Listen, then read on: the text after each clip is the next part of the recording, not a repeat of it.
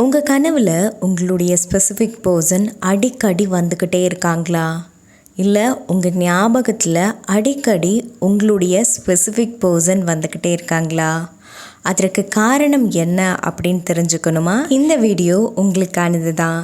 இந்த வீடியோவில் நாம் ரொம்ப முக்கியமான 5 சைக்காலஜிக்கல் ஃபேக்ட்ஸை தான் பார்க்க போகிறோம். நம்பர் 1 சைக்காலஜிக்கல் ஃபேக்ட் என்ன அப்படின்னு சொன்னால், உங்களுடைய கனவில் ஒரு ஸ்பெசிஃபிக் பர்சன் வராங்க அப்படின்னா அந்த நபர் உங்களை பற்றி ரொம்ப டீப் அண்ட் டெப்த்தாக சிந்திச்சிருக்காங்க அப்படின்னு அர்த்தம். அதாவது உங்களுடைய கனவில் வந்த உங்களுடைய ஸ்பெசிஃபிக் பர்சன் உங்களை பற்றி ரொம்ப டீப் அண்ட் டெப்த்தாக உங்களை பற்றி சிந்திச்சிருக்காங்க. ஸோ அதனால தான் அவங்க உங்களுடைய கனவில் வந்திருக்காங்க அப்படிங்கிறதே நிதர்சனமான உண்மை. ஸோ இந்த வரிசையில் இருக்கக்கூடிய 2வது சைக்காலஜிக்கல் ஃபேக்ட் என்ன அப்படின்னு சொன்னால், நம்ம ஏற்கனவே பார்த்தது போலவே நீங்கள் ஒரு நபரை பற்றி அதிகமாக சிந்திக்கிறீங்க அப்படின்னு சொன்னால் அந்த நபருடைய கனவில் நீங்கள் தோன்றுவீங்க. பாருங்கள், மென்ஷன் பண்ணி சொல்லிடுறேன். நீங்கள் அதிகமாக யோசித்தா அவங்க கனவில் நீங்கள் போவீங்க அப்படிங்கிறதுக்காக 24 மணி நேரமும் யோசிக்கக்கூடாது. அதற்கு பதிலாக வெறும் 30 செகண்ட் நீங்கள் யோசித்தாலே போதுமானது. அந்த 30 செகண்ட் முழு உணர்வுகளோடு நீங்கள் யோசிச்சிருந்தீங்க அப்படின்னா மட்டும்தான் அவங்களுடைய கனவில் நீங்கள் தோன்ற முடியும். அதே போல தான் அந்த நபரும் பொழுதுனிக்கும் யோசிச்சுட்டு இருந்தாங்க அப்படின்லாம் சொல்ல முடியாது. ஓகேங்களா? ரொம்ப டீப் அண்ட் டெப்த்தாக ஒரு 30 செகண்ட் அவங்க உங்களை பற்றி முழு உணர்வுகளோடு யோசிச்சிருந்தா மட்டும்தான் அந்த நபர் உங்கள் கனவில் வருவாங்க. நீங்கள் அவங்கள டீப் அண்ட் டெப்த்தாக முழு உணர்வுகளை கொண்டு யோசிச்சிருந்தா மட்டும்தான் அவங்களுடைய கனவில் நீங்களும் போக முடியும்.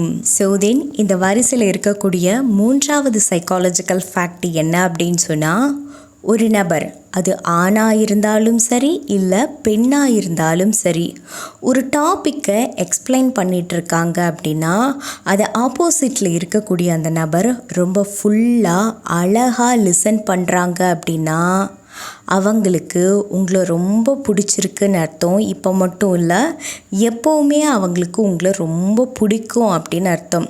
சில பேரெல்லாம் நீங்கள் பார்த்துருப்பீங்க, நாம் ஒரு டாப்பிக்கை பேசிக்கிட்டு இருப்போம், அப்படியா, ஓகே ஓகே புரிஞ்சுது அப்படின்னு சொல்லி தலையாட்டுட்டே இருந்துட்டு நாம் பேசி முடித்த அடுத்த செகண்ட் அவங்க இன்னொரு டாப்பிக்கை பற்றி பேச ஆரம்பிப்பாங்க, அல்லது அவங்களுடைய இன்னொரு ஒப்பீனியன் என்ன அப்படிங்கிறத பற்றி பேச ஆரம்பிப்பாங்க. ஸோ இந்த மாதிரி லிசன் பண்ணாமல் உடனே அவங்க இன்னொரு டாபிக் பற்றியோ அல்லது அவங்களுடைய ஒப்பீனியன் பற்றியோ பேச ஆரம்பிக்கிறாங்க அப்படின்னு சொன்னால் அவங்களுக்கு உங்கள் மேலே உடன்பாடு இல்லை அப்படின்னு அர்த்தம். இந்த இடத்துல நீங்கள் கேட்கலாம், அவங்க நல்லா லிசன் பண்ணதுனால தானே அவங்க அதன் பற்றின சில ஒப்பீனியன்லாம் ஷேர் பண்ணுறாங்க அப்படின்னு நினைக்கிறீங்களா? நிச்சயமாக இல்லை. உங்களை அந்த ஒப்பீனியனானது உத்வேகப்படுத்துது அப்படின்னா, அதாவது உங்களை அந்த ஒப்பீனியனானது மோட்டிவேட் பண்ணுது அப்படின்னா அவங்க உங்களை நல்லாவே கவனிச்சிருக்காங்க அப்படின்னு அர்த்தம். அவங்களுக்கு உங்களை ரொம்ப பிடிக்கும்னு அர்த்தம்.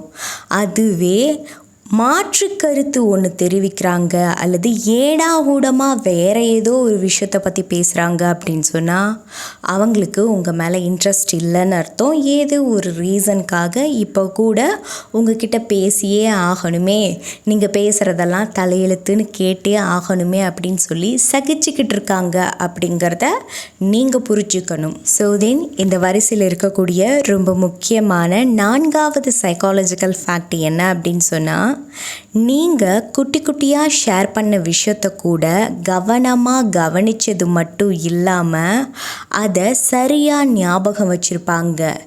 எந்த பர்டிகுலர் டேட்டில் இது நடந்தது, எந்த பர்டிகுலர் டைமில் நாம் இதை பற்றி பேசணும், என்னெல்லாம் அந்த நாளில் நடந்தது அப்படிங்கிறத நல்லா ஷார்ப்பாகவே ஞாபகம் வச்சுருப்பாங்க. ஒரு வேளை நீங்கள் ஒரு டாபிக் எடுத்து பேசிகிட்டு இருக்கும்போது, ஞாபகம் இருக்கா, போன வாரம் கூட நான் ஒரு விஷயத்தை விஷயத்த ஷேர் பண்ணனே அப்படின்னு நீங்கள் கேட்குறீங்கன்னா ஆமாம் ஆமாம் அப்படின்னு சொல்லி தலையாட்டிட்டு கரெக்டாக அவங்களும் அந்த டாப்பிக்கை பேசுகிறாங்க அப்படின்னா அவங்களுக்கு உங்களை ரொம்ப பிடிச்சிருக்குன்னு அர்த்தம். அது மட்டும் இல்லாமல் உங்களுடைய பர்த்டே டேட்டாக இருக்கட்டும், அல்லது நம்ம எந்த பர்டிகுலர் டைமில் என்ன விஷயத்தை பிளான் பண்ணியிருந்தோம் அப்படிங்கிற விஷயமா இருக்கட்டும், எல்லாத்தையுமே ரிமைண்ட் பண்ணி அடிக்கடி பார்த்து உங்ககிட்ட ஷேர் பண்ணுறாங்க. அல்லது அடிக்கடி நீங்கள் ஷேர் பண்ணும்போது அவங்களும் அதை பற்றி உங்ககிட்ட டிஸ்கஸ் பண்ணுறாங்க அப்படின்னு சொன்னால் அவங்க உங்களை உண்மையாகவே நேசிக்கிறாங்க அப்படின்னு அர்த்தம். அதை விட்டுட்டு நீங்கள் ஒரு விஷயத்தை ஷேர் பண்ணுறீங்க, அப்படியா எப்போ நீ சொன்ன, ஆமாம் சொன்னல மறந்துட்டேன்ப்பா, எப்போ உன் பர்த்டேவா, ஐயோ எனக்கு ஞாபகமே இல்லைப்பா நான் பிஸியில் மறந்துட்டேன் அப்படிலாம் சொல்கிறாங்க அப்படின்னு சொன்னால் நிச்சயமாக அங்கே அவங்களுக்கு உங்கள் மேலே லவ் இல்லைன்னு அர்த்தம். ஏதோ ஒன்று கமிட் ஆகிட்டோம், ஸோ இந்த வண்டியை எப்படியாச்சும் ஓட்டி தான் ஆகணும், வேறு வழி இல்லை அப்படிங்கிறதுக்காக வாழுறாங்கன்னு அர்த்தம். இந்த விஷயத்தை நீங்கள் புரிஞ்சுக்க வேண்டியது ரொம்ப ரொம்ப இம்பார்ட்டண்ட். ஸோ இந்த வரிசையில் இருக்கக்கூடிய ரொம்ப முக்கியமான 5வது சைக்காலஜிக்கல் ஃபேக்ட் என்ன அப்படின்னு சொன்னால், உங்களை ஒரு காலத்தில் ரொம்ப அழகாக நேசிச்சிருப்பாங்க, நீங்களும் அவங்க தான் உலகம்னு நினச்சிருப்பீங்க. அப்படி நல்லா ஒரு ட்ராக்கில் நீங்கள் 2 பேரும் லவ் ரிலேஷன்ஷிப் பாண்டிங்கில் போயிட்டு இருக்கும்போது திடீர்னு உங்கள் 2 பேத்துக்கு இடையிலையும் சிச்சுவேஷன் ப்ராப்ளம் இல்லை உங்களுக்குள்ளேயே மிஸ் அண்டர்ஸ்டாண்டிங் அல்லது மிஸ் கம்யூனிகேஷன் ஏதோ ஒன்று நடந்து 2 பேருக்குள்ளேயும் ஒரு பிரிவு ஏற்பட்டுருது. அந்த பிரிவுக்கு பிறகு கூட நீங்கள் நீ தான் எனக்கு வேணும், தயவு செஞ்சு என்கிட்ட பேசு ப்ளீஸ், என்ன பண்ணுற, என்னை மறந்துட்டியா, என்னை வெறுக்கிறியா அப்படின்னு சொல்லி நீங்கள் கெஞ்சிக்கிட்டே இருந்திருப்பீங்க. நீங்கள் கெஞ்சிக்கிட்டே இருக்கும் போதெல்லாம் அவங்க உங்களை முழுவதுமாக இக்னோர் பண்ணிவிட்டு ஓடி போய் மறைஞ்சு போயிருப்பாங்க. அப்படி ஓடி போய் மறைஞ்சு போன அந்த நபர் சில மாதங்களுக்கு பிறகோ அல்லது சில வருஷங்களுக்கு பிறகோ உங்களை மறுபடியும் சந்திப்பாங்க.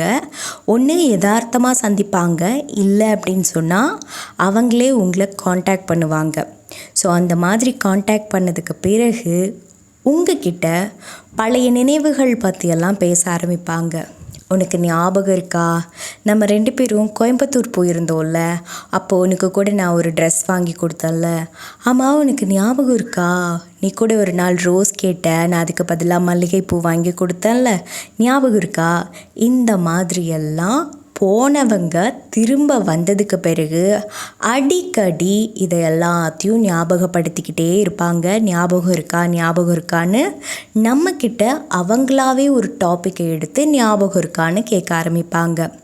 ஸோ இதெல்லாம் அவங்க கேட்கும் போது உங்களுக்கு தோணிருக்கும், ஆமாம் இவ்வளோ அழகழகான மெமரிஸை கூட இவ்வளோ அழகாக ஞாபகம் வச்சுருக்கல்ல, எப்படி இத்தனை மாதமா எப்படி இத்தனை வருஷமாக என்னை விட்டு பிரிஞ்சு இருந்த அப்படின்னு உங்களுக்குள்ளே தோணும். அதை நீங்கள் அங்கே கேட்கவும் செய்வீங்க.